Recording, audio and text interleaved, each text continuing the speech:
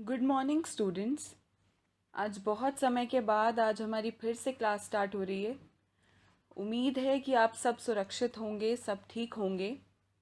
तो आज हम आपकी पाठ्य पुस्तक में संकलित, आपकी पाठ्य पुस्तक का नाम वसंत भाग 2 में संकलित कविता एक तिनका पढ़ेंगे, जिसके कवि हैं अयोध्या सिंह उपाध्याय हरिओद। एक तिनके के माध्यम से अयोध्या सिंह उपाध्याय हरिओद किस मैसेज को कन्वे करना चाहते हैं, क्या संदेश देना चाहते हैं, या एक तिनके की महत्वता क्या है, वो क्या कर सकता है, उसका वर्णन इस कविता में किया गया है। आज हम इसी कविता को समझने का प्रयास करेंगे। तो चलिए, कविता पाठ करने से पूर्व हम पहले उससे जुड़े हुए कुछ मुख्य बिंदुओं को जान लेते हैं कि इस कविता में किस संदेश को दिया गया है या कवि क्या कहना चाहता है। उसे कुछ छोटे से संक्षिप्त रूप में हम उसे समझ लेते हैं। इस कविता में, एक तिनका कविता में, कवि हरिओद जो हैं वो बताते हैं कि हमें घमंड नहीं करना चाहिए, हमें घमंड को बढ़ावा नहीं देना चाहिए, उसको लेकर नहीं चलना चाहिए अपने जीवन में। वो अपने ही एक अनुभव से बताते हैं कि एक दिन वो अपनी छत की मुंडेर पर खड़े थे और बहुत घमंड के साथ खड़े थे। सबको इधर उधर देख रहे थे, इस तरह से वो खड़े थे छत की मुंडेर पर, और तभी उनकी आंख में एक तिनका गिर जाता है और उन्हें उस तिनके से बहुत तकलीफ होती है, अत्यंत तकलीफ का सामना करना पड़ता है, और जैसे तैसे बहुत मशक्कत के बाद वो तिनका उनकी आंखों से निकाला जाता है।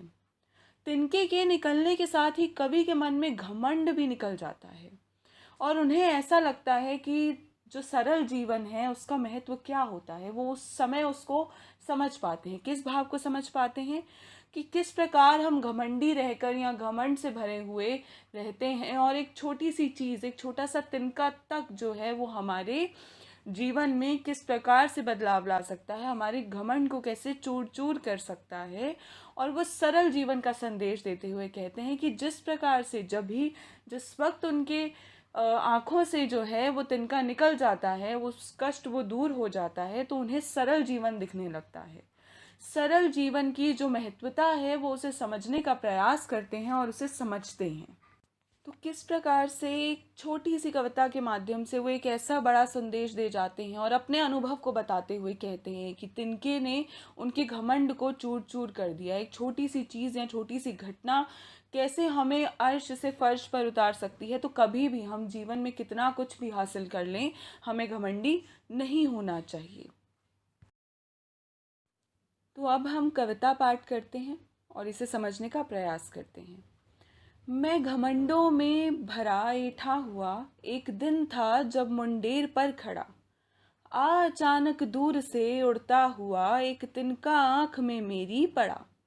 तो किस प्रकार से आप इन शब्दों को ही समझ रहे होंगे कि कैसे बोल रहे हैं। जो कवि हैं, हरिओद हैं, वो कहते हैं कि मैं घमंडों से भरा हुआ, ऐंठ कर यानी तन कर अभिमान के साथ मैं अपनी छत की मुंडेर पर खड़ा हुआ था, और अचानक से दूर से एक निर्जीव सी वस्तु, वो निर्जीव सी वस्तु क्या थी? एक तिनका।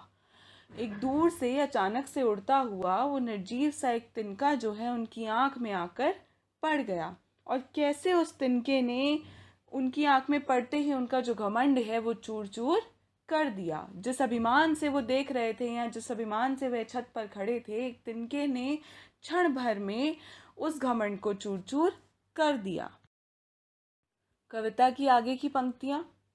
मैं झिझक उठा हुआ बेचैन सा, लाल होकर आंख में दुखने लगी, मूठ के देने लोग कपड़े की लगे, और ऐंठ बेचारी दबे पांव भागी। तो कैसे कहते हैं कि मैं झिझक उठा और मैं हुआ बेचैन, यानी उस समय जो कवि हैं वो किस प्रकार से बेचैन हो गए, एकदम तड़पने लगे, और उनकी जो आंख है वो पल भर में लाल हो गई, दुखने लगी, खूब लाल हो गई एक तिनका पड़ने से। और वो कहते हैं कि लोग जो हैं वो तरह तरह से इधर उधर से आए और नोक से, कपड़े की जो नोक होती है उससे तिनका निकालने की मेरी आंख से कोशिश करने लगे।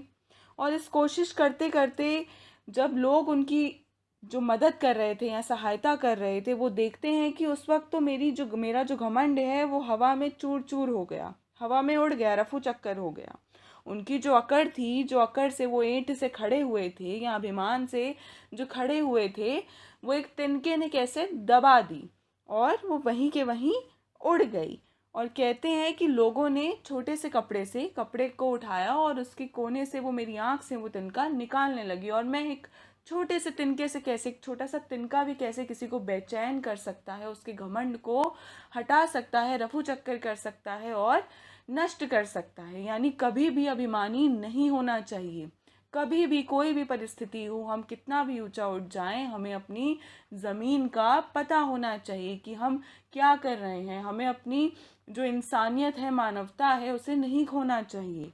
हमें दूसरों का तिरस्कार नहीं करना चाहिए। हमें अहंकार को या घमंड को कभी भी अपने ऊपर हावी नहीं होने देना चाहिए। तो चलिए देखते हैं फिर कवि के साथ आगे क्या होता है। जब किसी डब से निकल तिनका गया, और तब समझ में यूं मुझे ताने दिए, ऐठना तू किस लिए इतना रहा, एक तिनका है बहुत तेरे लिए। तो कवि कहते हैं कि जब एक ईंट से जो एक छोटी सी कपड़ा है, छोटे से कपड़े के कोने से जब वो तिनका मेरी आँख से निकल जाता है, तो किस प्रकार से मेरी जो समझ है, मेरी जो बुद्धि है, वो मुझे ही ताना देने लगती है और कहती है, मुझी पर हंसकर कहती है कि तू आखिर इतना अकड़ में खड़ा किस लिए था। तुम इतनी अकड़ में किसको संभाले बैठे थे, जो तुम इतनी शान से छत पर खड़े थे और एकदम अकड़े हुए थे अपना घमंड लेकर।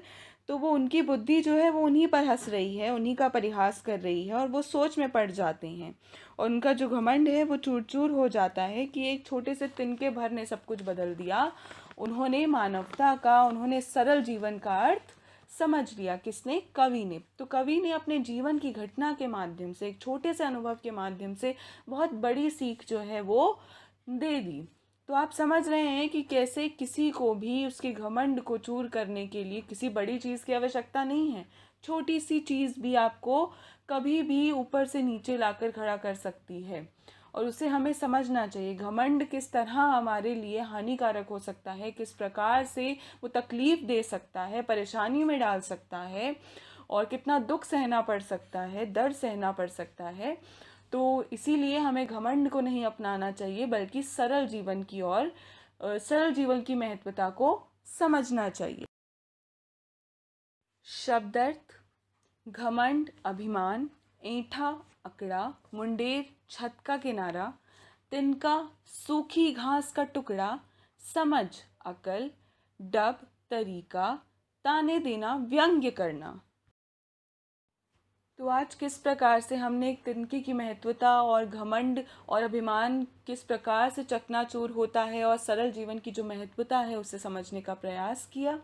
इसके साथ अंत में आपको एक असाइनमेंट मिलेगा जो आपको अपनी नोटबुक में करना है, और इसके साथ ही दूसरा काम जो आपको करना है वो आपको एक वीडियो बनानी है, डॉक्यूमेंट्री बनानी है, छोटी सी मूवी बनानी है किसी घमंड की कहानी को लेकर। वो कहानी आप खुद लिखेंगे और उसे आप अपनी आवाज़ में ही रिकॉर्ड कर कर उस डॉक्यूमेंट्री वीडियो में बनाएंगे। आप पिक्चर्स का इस्तेमाल कर सकते हैं इंटरनेट से, या आप कोई कंटेंट डाल सकते हैं, कोई कहानी को इलाबरेट कर सकते हैं, उसे पढ़कर व्याख्या उसको बोल कर समझा सकते हैं, और अपना नाम देंगे उसमें उस वीडियो को शुरू करने से पूर्व, और उसे एक तरीके से, जिस प्रकार हम एक स्टोरी टेलिंग करते हैं, वैसे आपको उस वीडियो में बोलना है और उसकी एक छोटी सी वीडियो बनाकर मुझे सेंड करनी है। उस आधार पर मैं आपको मूल्यांकन करूँगी, मैं आपको मार्क्स दूँगी उस पर। और इसी के साथ असाइनमेंट भी पूरा कीजिए और ये वीडियो मुझे जल्द से जल्द बनाकर दीजिए। धन्यवाद।